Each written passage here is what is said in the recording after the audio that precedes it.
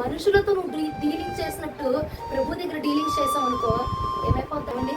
మనుషులతో ఎలాంటి డీలింగ్స్ చేస్తా ఉంటావు? నా వ్యక్తితో అవసరం ఉందనుకో ఏం చేస్తా?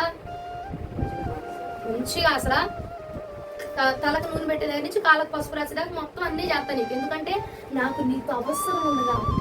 అది అవసరం లేదంటే ఏం చేస్తారు? గొమ్మంలోకి కూడా రానిరండి. అలాంటి డీలింగ్స్ నువ్వు దేవుడి దగ్గర చేసావనుకో మామూలుగా ఉండదు వ్యవహారం.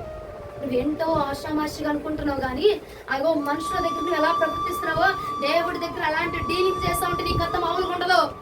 తిరగ తిప్పేస్తాడు ఇక కథని, జాగ్రత్త. అదే డీలింగ్స్ చేస్తా ఉన్నారండి. మనుషుల దగ్గర అవసరానికి వాడుకొని మనుషుల్ని వదిలేస్తున్నావు చూసావా? అలాగే ప్రభువును కూడా అవసరానికి వాడుకొని, అనారోగ్యం అంటే వాడుకొని, బాధ అంటే వాడుకొని, అవసరం అంటే వాడుకొని. ఏమండి మానవుడు అనుకున్నావా?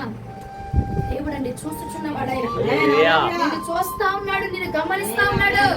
నువ్వు మనుషుల దగ్గర తేడా చేసినట్టు ఆయన దగ్గర తేడా చేస్తావు అనుకో మామూలుగా ఉండదు. మన కథ అల్లాడిచ్చేస్తాడే. ఆయన మామూలుడు కాదు.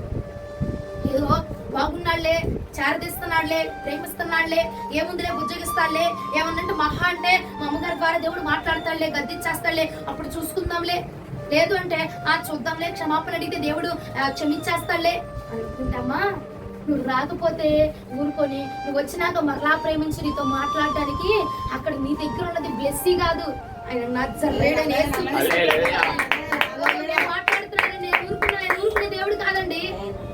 ఆయన ఊరుకునే చోట ఊరుకుంటాడు, ఇవ్వాల్సిన చోట గట్టిగా ఇచ్చేస్తాడు. కాబట్టి